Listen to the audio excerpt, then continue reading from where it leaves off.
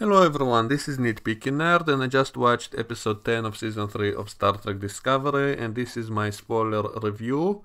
My feelings about this episode is a lot like my feelings about most of this show. That there were a lot of good ideas with a lot of potential, but they messed it up in the execution, they didn't pay attention to the details, and so the final product is kind of crap and a lot of missed opportunities, a lot of cop-outs, a lack of continuity even inside of this show by itself, and I will explain in detail all the things they messed up. They don't even care about the internal continuity of the show, and that really pisses me off even more than the fact that they don't care about the details with the other shows, but at least pay attention to your own continuity. So they don't even do that.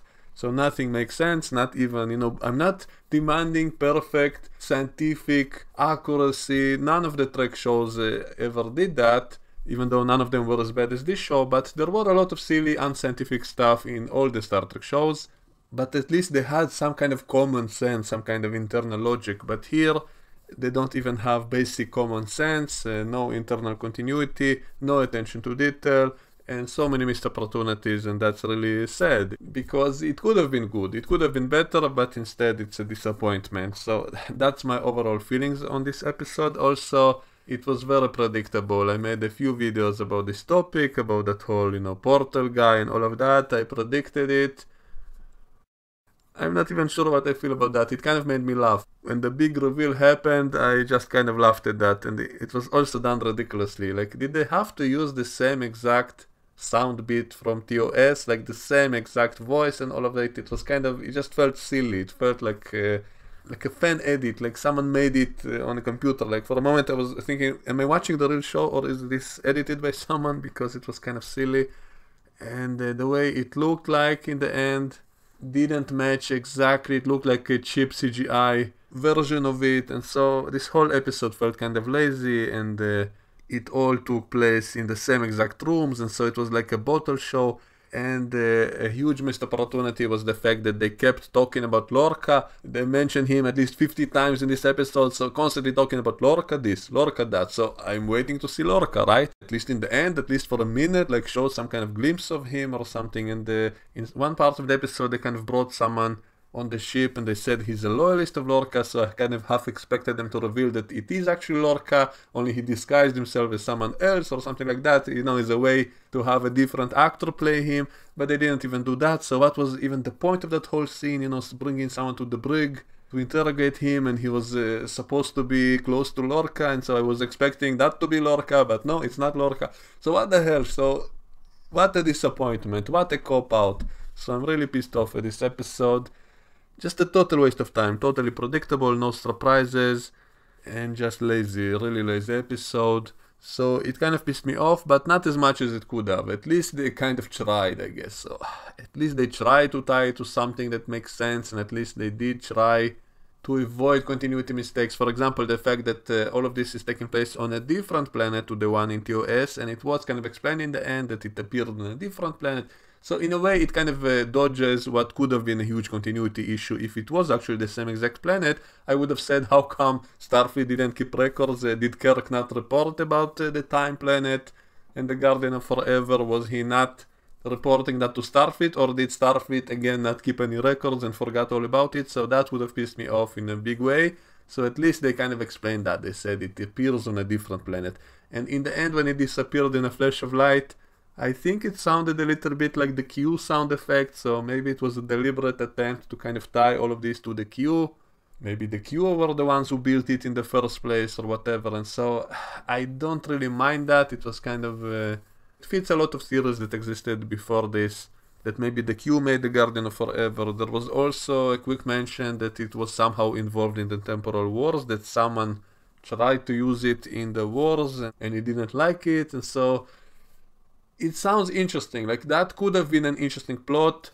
I would have liked to see that story. I would like to see a movie or a show set in that time period of the temporal war and actually see all of that happening. That might be interesting, but it's only a small reference, and so never explained. And also a huge missed opportunity is when you talk directly to something like the Guardian of Forever, this is such a big opportunity to explain a lot of things and to give an excuse for them, and that will make the fans happy and make the fans calm down about all the things that piss them off. So for example, if the Guardian said that all of Star Trek Discovery is taking place in a different timeline to the one in TOS, TNG and the other shows, that would have immediately fixed so many issues many of us had with the show. The fact that they're shoehorning in Michael to be Spock's sister and all the other stuff and the different Klingons and all the many continuity mistakes, they could have simply explained all of them away in one sentence if the Guardian simply said something about Discovery, all of this show taking place in a different timeline to the other ones. You know, just a small glimpse of that, or at least a hint of that, would have been nice, but they missed the opportunity, of course.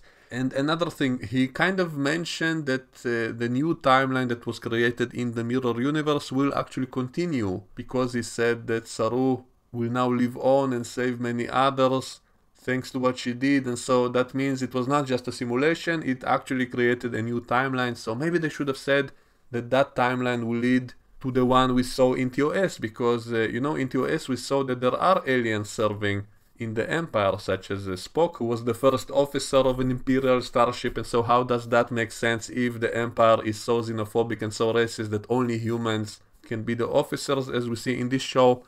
And that's something I complained about even back in season 1, when they showed us the Mirror Universe. I said, how come they are so xenophobic and racist when it wasn't as bad in the TOS Mirror Universe when we saw Vulcan serving on starships? And so I was waiting for them to somehow explain that, and they didn't. And back in season 1, when I reviewed those episodes of the Mirror Universe, which I thought were the better episodes of the season. I kind of hated the first season, but at least the Mirror episodes were kind of entertaining. They were still not really Star Trek, but at least they were satisfying and entertaining on its own. And they had a lot of cool action scenes and stuff like that, so I actually enjoyed the Mirror episodes in the first season. And the only thing I disliked is that in the end of it, they just killed off Lorca and were done with him, and I thought it's a huge missed opportunity because he was by far the most interesting character in all of season 1. And if the actor didn't want to continue in the show, that's fine, but at least leave him in the Mirror Universe. Leave him alive as a character. It would be just fun to think about him still being alive there. He was an interesting character, and so what they should have done is simply say that he took over in the Mirror Universe, and then we could use that to explain the fact that the Emperor became less xenophobic in the 10 years to follow, because after he spent a whole year in the normal universe, in the Federation, maybe he came to appreciate the fact that the aliens can also contribute a lot. You know, he knew Saru and the other aliens on the ship, and so maybe when he returns to the Empire, he would want to incorporate aliens to serve on the starships because he could see that they are useful, and so maybe he kind of came back there smarter and less racist after his experience with the Federation.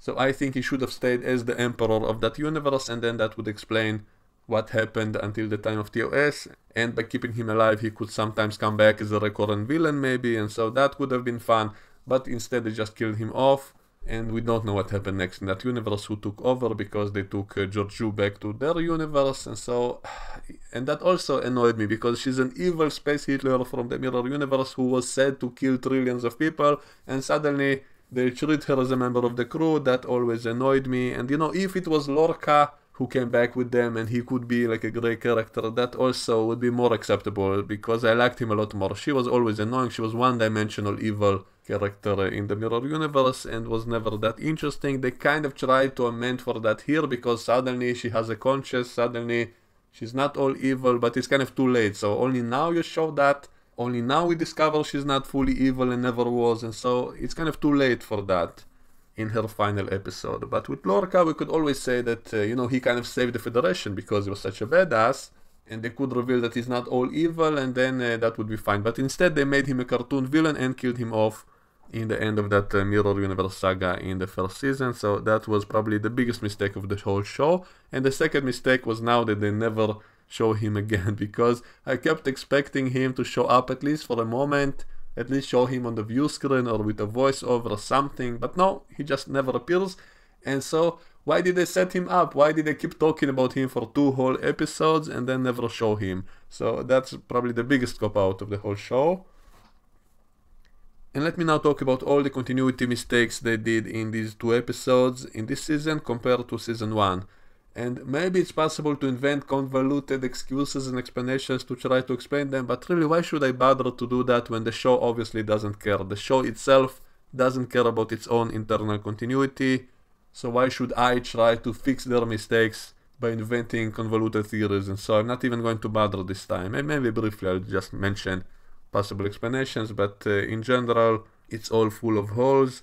So first of all, they forgot all about the sensitivity to light that all Terrans should have, because there's a scene of them looking at that new ship with its little sun reactor and all of that, and none of them seem to be affected by its strong light. Even though we saw the reaction of Georgiou in season 1 when she looked at the light of that ship, she couldn't look directly at it, and now we have scenes of everybody looking directly at that ship with no problems. Now maybe they adjusted the force field to compensate, and so that's why it didn't affect them. But still, it would have been nice to see some kind of callback to that, and yet we never got that, so why not? So it just seems as if the writers forgot all about it.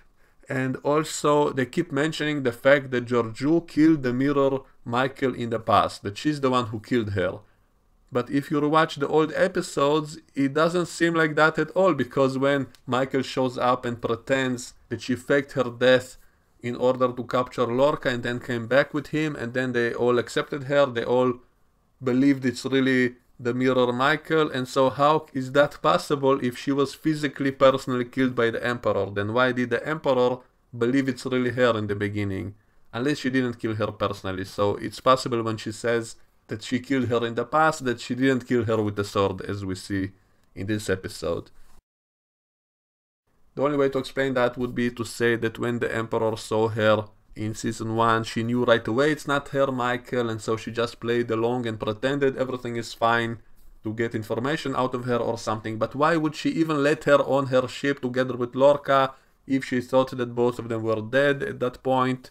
Why did she let her in unless she thought her Michael was still loyal to her? I mean, that was the whole reason that they said back in those episodes that she would even let them on. That's why Lorca needed our Michael to help him get back on that ship by pretending to be the loyal Michael of the Emperor. Otherwise she wouldn't let them on their ship. And so now none of that makes any sense, because why did Lorca... I mean, that plan would have been the stupidest plan ever now, because if he knew that the Emperor knew that her Michael wasn't loyal to her, or wasn't even her Michael, why would he think that she would not kill them on the spot? And so that didn't make any sense. And also they keep saying in these new episodes, they keep saying that there is an imperial law to kill traitors right away, that if you keep them alive even for torture, then you are weak, and then your subjects won't trust you anymore and will also betray you. And so this new Michael, this mirror Michael, keeps saying the fact that she doesn't kill her will make her seem weak in the eyes of her subjects. And that also doesn't fit what we saw in those other episodes in season 1,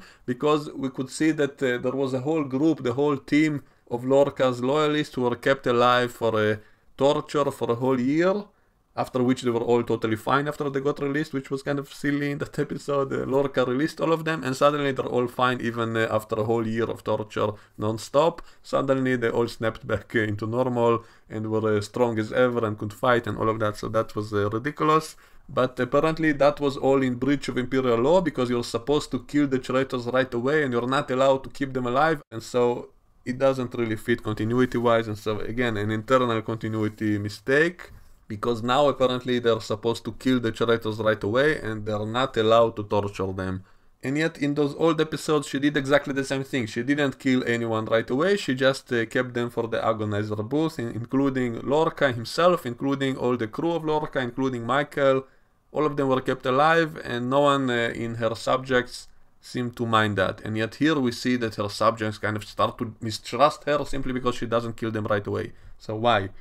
In fact, killing them right away would be like a mercy kill, like that's something that will show weakness. So no, you should torture them for as long as possible.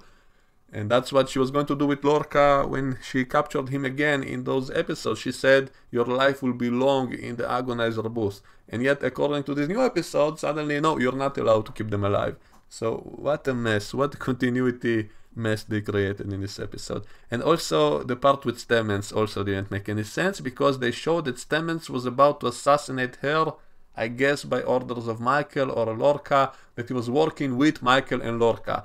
So if that's the case, how exactly did he survive in the original timeline before all of this change? If he tried to assassinate the Emperor and presumably failed in that one as well, but he somehow was kept alive and continued working on her flagship with no problem, because he lived on the flagship of the Emperor in the original universe. So did he not try to assassinate her in the original timeline? So why not?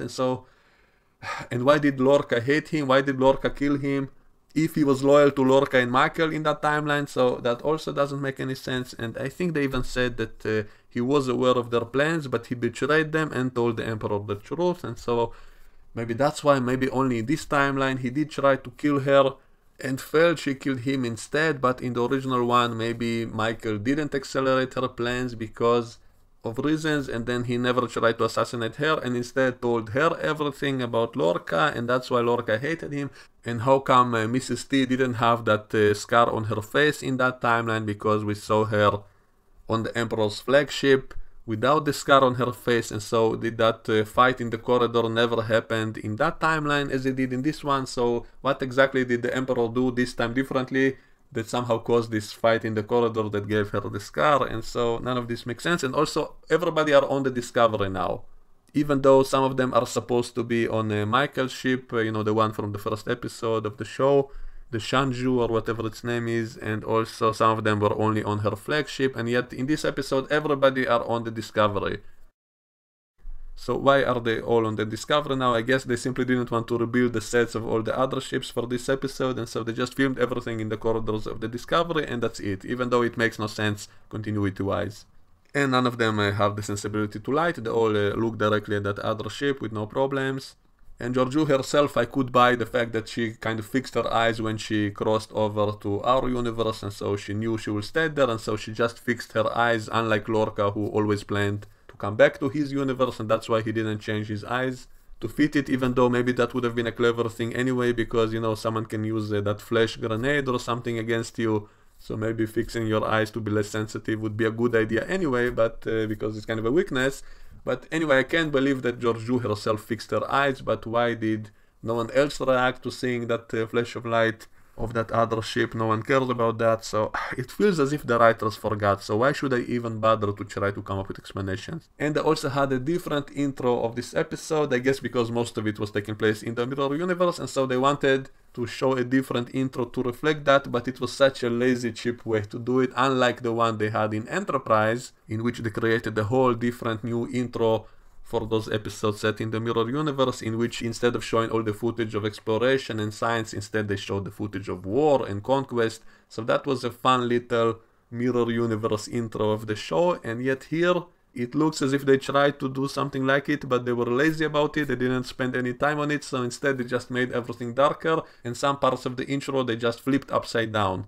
So when they show those droids and the weapons and the ship, it just flies upside down. It kind of reminds me of my old TNG recuts, in which I was always showing the ship upside down to kind of symbolize the upside down nature of that recut universe in which everything was evil. And so I was kind of surprised to see it here. So are they being as cheap as I was when I was just making YouTube videos? You know, I don't have the means to create new special effects, and so I just flip the ships upside down and stuff like that. And that's what they did here. And so they were so lazy about it, they just flipped some of the stuff upside down and made everything a little darker, and that's it. That's the new intro, so it's better off not to have done that at all, because it just looks so cheap and so lazy. And also they shows these new droids and stuff, and they still have the Starfleet symbols on them. And so if this is the intro of the Mirror Universe, then why didn't you replace all the symbols? Instead of Starfleet, show the Imperial symbol on those droids and on the ships and all of that, but they didn't bother. And so it just feels so lazy and so cheap that I have to ask, what's even the point of doing that? If you're not going to go all out with it, and you're not going to show us a new intro as if the show is in the Mirror Universe, then why do you even bother? Because this way it's even more annoying. This way it just looks lazy and cheap. At least it kind of made me laugh, because, you know, seeing the Discovery flying upside down in the intro, it kind of reminded me of my old recuts, my TNG edits, in which everything was evil, and I often showed the ship flying upside down to symbolize that. So maybe someone watched my old edits of it and got the idea from there, I don't know. So maybe this is kind of funny to the people who remember my old TNG edits, but for everyone else I think it will look extremely cheap and lazy. To be continued.